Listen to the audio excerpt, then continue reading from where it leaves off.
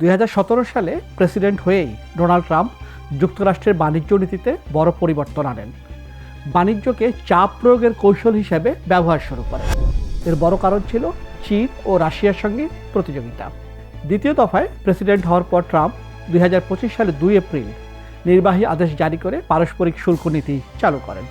এ সময় বাংলাদেশের উপরে 37% শুল্ক আরোপ করা হয়, পরে কমিয়ে 20% করা হয়।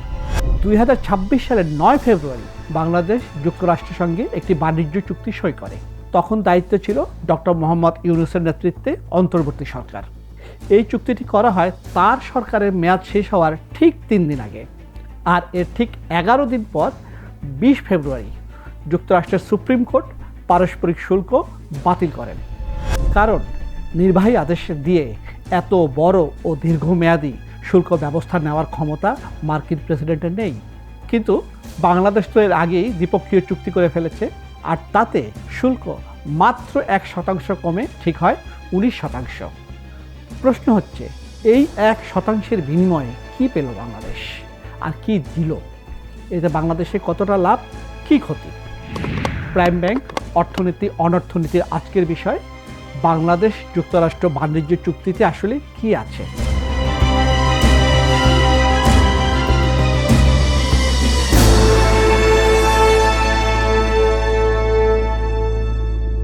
যুক্তরাষ্ট্র বাংলাদেশ পারস্পরিক বাণিজ্য চুক্তির মোট ধারা 6টি। তবে চুক্তি কিভাবে বাস্তবায়িত হবে তার উল্লেখ রয়েছে পরিশিষ্টের বিভিন্ন সংযোজনীতে।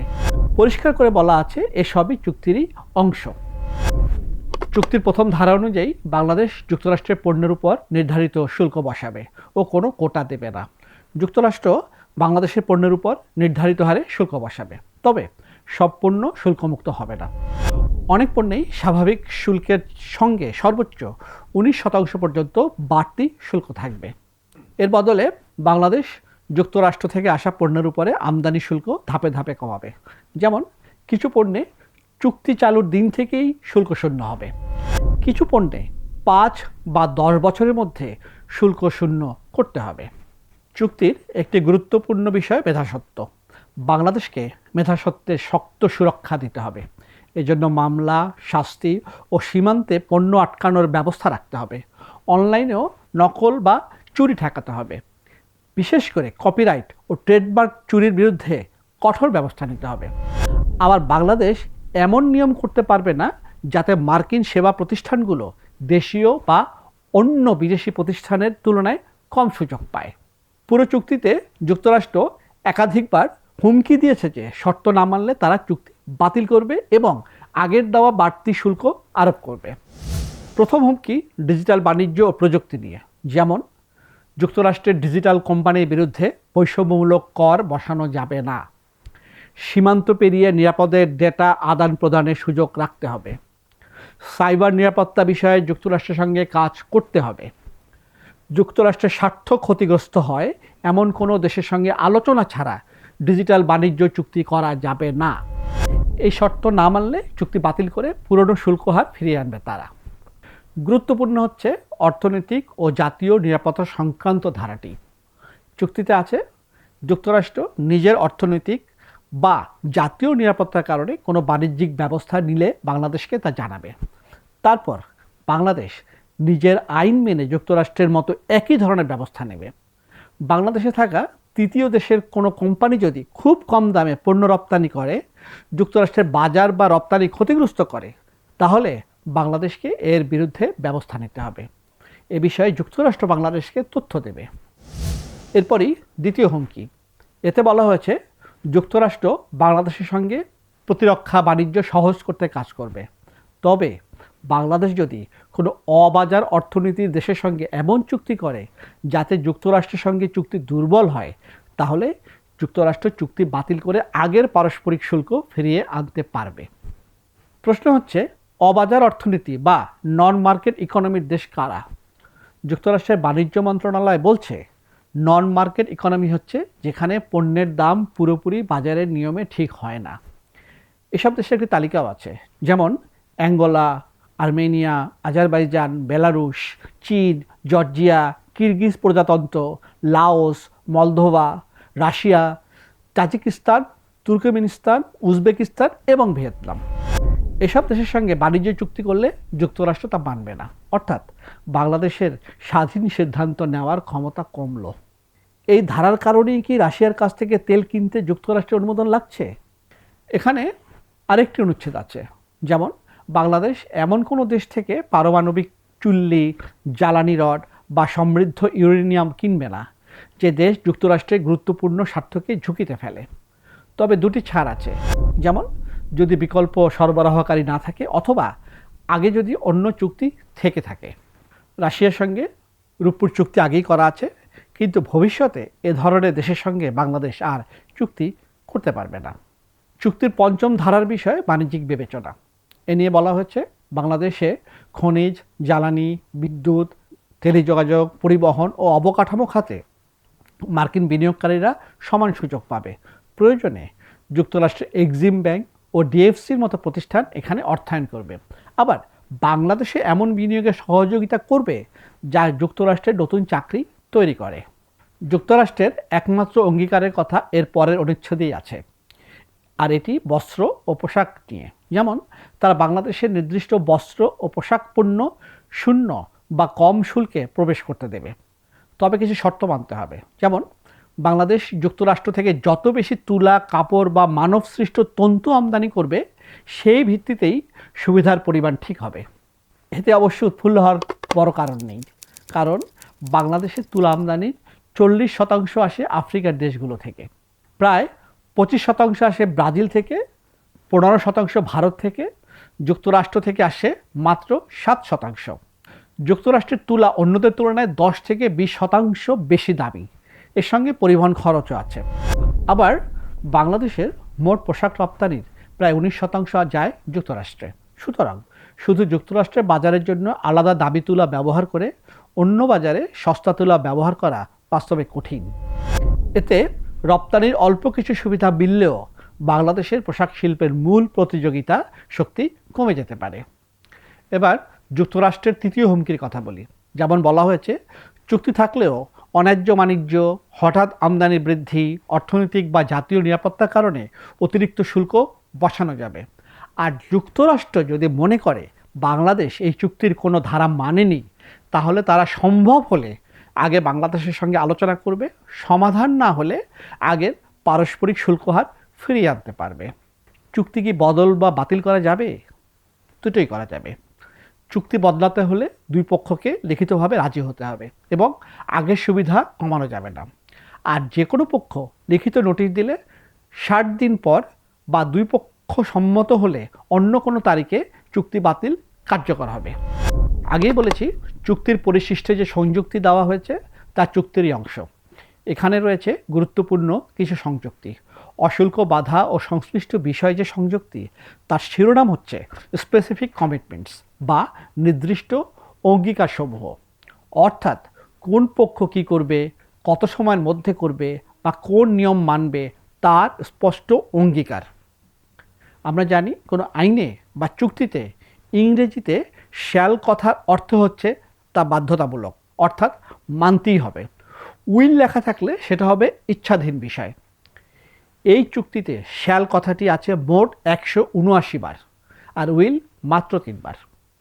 এখন দেখা যাক বাংলাদেশের জন্য কি কি বাধ্যতামূলক অঙ্গীকার এখানে আছে। যেমন বলা আছে, চিকিৎসা যন্ত্রে যুক্তরাষ্ট্রের খাদ্য ও ওষুধ প্রশাসন বা এফডিএর অনুমোদনকে বাংলাদেশ মানবে। এফডিএ অনুমোদিত ওষুধকে বাংলাদেশে বাজারজাত করতে দেবে। একবার অনুমোদিত ওষুধের জন্য বারবার নতুন অনুমোদন চাইবে না এবং যুক্তরাষ্ট্রের ওষুধ কারখানা এফডিএর পরিদর্শনে ঠিক থাকলে বাংলাদেশ তা মানবে। মার্কিন গাড়ি ও যন্ত্রাংশ আমদানিতে কোনো বাড়তি অনুমোদন, অতিরিক্ত প্রক্রিয়া বা বৈষম্যমূলক শর্ত রাখা যাবে না। কৃষিপণ্যে যুক্তরাষ্ট্রের খাদ্য ও কৃষিপণ্যের স্বাস্থ্য, মান ও কারিগরি নিয়ম বাংলাদেশ মেনে নেবে। দুধ, মাংস, পোলট্রি, ডিমজাত পণ্যে যুক্তরাষ্ট্রের কৃষি বিভাগের অধীন সংস্থাগুলোর তদারকি ও সনদ গ্রহণ করবে। কৃষি জৈব প্রযুক্তি পণ্যে বিজ্ঞান ও ঝুঁকিভিত্তিক নিয়ম মানবে। 24 মাসের মধ্যে এমন নীতি করবে যাতে যুক্তরাষ্ট্রে বৈধভাবে বিক্রি হওয়া কিছু কৃষি জৈব প্রযুক্তি পণ্য বাংলাদেশেও আনা ও বিক্রি করা যায়। উদ্ভিদ ও উদ্ভিদজাত পণ্যে যুক্তরাষ্ট্র রপ্তানির অনুমতি চাইলে বাংলাদেশ 24 মাসের মধ্যে এর প্রক্রিয়া শেষ করবে। অঙ্গীকারের তালিকা কিন্তু এখানেই শেষ নয়, বরং আরও আছে। যেমন যুক্তরাষ্ট্র থেকে খাদ্য ও কৃষিপণ্য আনার আগে বাংলাদেশ এলসি বাধ্যতামূলক করবে না।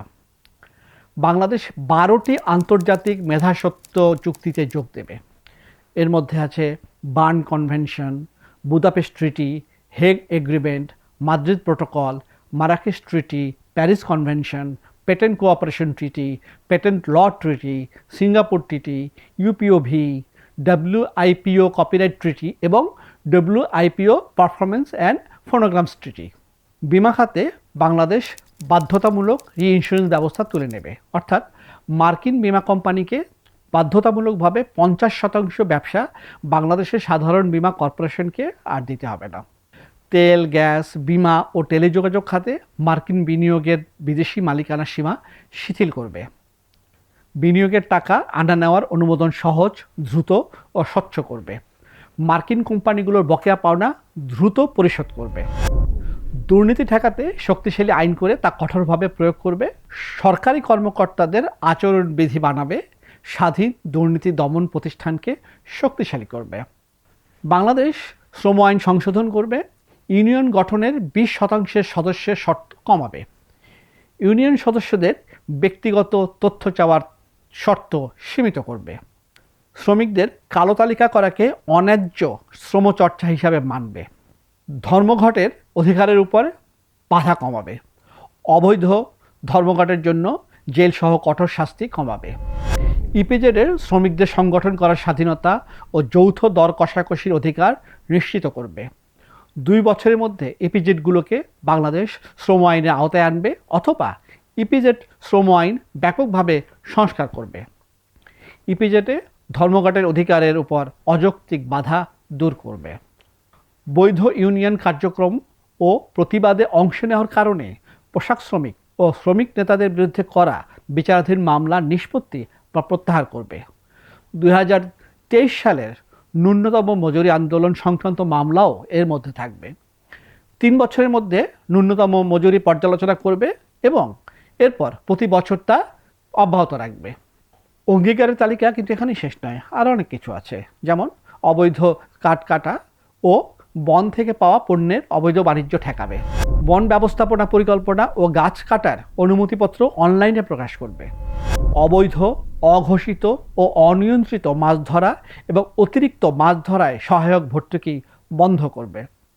যুক্তরাষ্ট্রের ব্যবসায়ীদের কাস্টমস তথ্য অনুমতি ছাড়া প্রকাশ করবে না। যুক্তরাষ্ট্রের মাংস, পোলট্রি, ক্যাটফিশ ও ডিমজাত পণ্যের জন্য যুক্তরাষ্ট্রের কৃষি বিভাগের ফুড সেফটি অ্যান্ড ইন্সপেকশন সার্ভিসের ইলেকট্রনিক সনদ গ্রহণ করবে। আন্তর্জাতিক গোপনীয়তা সনদকে স্বীকৃতি দেবে যাতে সীমান্ত পেরিয়ে ডেটা পাঠানো সহজ হয়। ব্যক্তিগত তথ্য সুরক্ষা আইন তৈরির সময় যুক্তরাষ্ট্র সরকার ও মার্কিন ব্যবসা প্রতিষ্ঠানের মতামত বিবেচনা করবে। যুক্তরাষ্ট্রের ডিজিটাল কোম্পানির বিরুদ্ধে বৈষম্যমূলক কর বসানো যাবে না। ব্যবসার প্রয়োজনে সীমান্ত পেরিয়ে নিরাপদের ডেটা আদান প্রদানের সুযোগ রাখতে হবে। ইলেকট্রনিকভাবে পাঠানো কন্টেন্ট বা তথ্যের উপরে শুল্ক বসানো যাবে না। বাংলাদেশে ব্যবসা করতে মার্কিন প্রতিষ্ঠানকে প্রযুক্তি, উৎপাদন পদ্ধতি, সোর্স কোড বা ব্যবসার গোপন তথ্য দিতে বাধ্য করা যাবে না। চুক্তি চালুর 6 মাসের মধ্যে দেশে কী কী ভর্তুকি দেওয়া হয় তা বাংলাদেশ বিশ্ব বাণিজ্য সংস্থাকে জানাবে। সব মিলিয়ে অঙ্গীকারের তালিকা বেশ দীর্ঘ। এর কিছু অংশ আপনাদের জানালাম। এবার বাংলাদেশ যুক্তরাষ্ট্র থেকে কী কী পণ্য কেনার অঙ্গীকার করছে সেই তালিকাটা দেখি। যেমন বাংলাদেশ যুক্তরাষ্ট্র থেকে 14টি বোয়িং কিনবে। যুক্তরাষ্ট্র থেকে 15 বছরে 15 বিলিয়ন বা 1500 কোটি ডলার মূল্যের তরলীকৃত প্রাকৃতিক গ্যাস বা এলএনজি কিনবে। বাংলাদেশ প্রতি বছর 7 লাখ মেট্রিক টন করে 5 বছর ধরে গম কিনবে। 1 বছরে 26 লাখ মেট্রিক টন বা 125 কোটি ডলারের সয়াবিন ও সয়া পণ্য কিনবে। এসব পণ্যের মোট সম্ভাব্য মূল্য হবে 350 কোটি ডলার। বাংলাদেশ যুক্তরাষ্ট্রের সামরিক সরঞ্জাম আরও বেশি কিনবে এবং একই সঙ্গে কিছু নির্দিষ্ট দেশ থেকে সামরিক সরঞ্জাম কেনা কমাবে। এই প্রতিশ্রুতিগুলোর অর্থনৈতিক প্রভাব খুবই গভীর। সাধারণ প্রতিযোগিতামূলক বাজারে জ্বালানি, বিমান বা কৃষিপণ্য কোথা থেকে কেনা হবে তা ঠিক হয় দাম, পরিবহন সুবিধা, দীর্ঘমেয়াদী সরবরাহ ব্যবস্থা, নিরাপত্তা এসব দেখে। আবার কেবল যে যুক্তরাষ্ট্র থেকে অস্ত্র কিনতে হবে তা নয়, অন্য দেশ থেকে কেনা কমাতেও হবে। পরিষ্কার ইঙ্গিত চীনের প্রতি। আমরা জানি নির্দিষ্ট দেশ থেকে নির্দিষ্ট পরিমাণ কেনার শর্ত থাকলে সবচেয়ে ভালো সিদ্ধান্ত নেওয়াও কঠিন হয়। এতে শিল্পে খরচ বাড়ে এবং সরকার প্রতিযোগিতামূলক দরে পণ্য কেনার সুযোগ হারায়। আবার এসব বাধ্যবাধকতা বাংলাদেশের বর্তমান সরবরাহকারী দেশগুলোর সঙ্গেও সম্পর্কের প্রভাব ফেলতে পারে। বাংলাদেশের স্বার্থ হল যুক্তরাষ্ট্রের সঙ্গে ভালো সম্পর্ক রেখেও চীন, ভারত, রাশিয়া, ইইউ, জাপান, মধ্যপ্রাচ্য ও আসিয়ানের সঙ্গে ভারসাম্যমূলক বাণিজ্য সম্পর্ক বজায় রাখা। চুক্তির কয়েকটি ধারা বাংলাদেশের বাণিজ্য নীতির বাইরে গিয়ে পররাষ্ট্রনীতি ও কৌশলগত স্বাধীনতার উপরও প্রভাব ফেলতে পারে। কেননা বাংলাদেশ কোন দেশের সঙ্গে মুক্ত বাণিজ্য বা ডিজিটাল বাণিজ্য চুক্তি করবে, কোথা থেকে পারমাণবিক প্রযুক্তি বা জ্বালানি কিনবে, এসব ক্ষেত্রেও যুক্তরাষ্ট্রের স্বার্থ বিবেচনায় নিতে হবে। একই সঙ্গে প্রযুক্তি হস্তান্তর, সোর্স কোড, রাষ্ট্রীয় ভর্তুকি ও ভর্তুকির তথ্য প্রকাশের শর্ত বাংলাদেশের নীতি নির্ধারণের স্বাধীনতাও সীমিত করবে। অন্যতম উদ্বেগজনক বিষয় হচ্ছে চুক্তির মেধাস্বত্ব সংক্রান্ত ধারাগুলো। এর মধ্যে 12টি আন্তর্জাতিক চুক্তিতে যোগ দেওয়ার শর্তে ছোট কৃষকের বীজ সংরক্ষণ ও বিনিময়ের সুযোগ কমাবে। এতে উৎপাদন খরচও বাড়বে। ওষুধ খাতেও এফডিএ অনুমোদন ও পেটেন্ট সংক্রান্ত বাড়তি নিয়ম জেনেরিক ওষুধ শিল্পের উপর চাপ তৈরি করবে। এসব শর্ত স্বল্পোন্নত দেশ হিসেবে পাওয়ার সুবিধাও কমিয়ে দেবে। এমনিতেই এই চুক্তি করার সময় বাংলাদেশের এলডিসি থাকাকে আদৌ বিবেচনায় নেওয়া হয়নি। সব মিলিয়ে চুক্তিতে বাংলাদেশের জন্য লাভের জায়গা খুবই কম, বরং উদ্বেগই বেশি। আপনারাই বলুন এখন, এই চুক্তি কার্যকর, বদল না বাতিল, কোনটা করা দরকার? প্রাইম ব্যাংক অর্থনীতি অনর্থনীতি থেকে আজ এ পর্যন্তই। আবার দেখা হবে।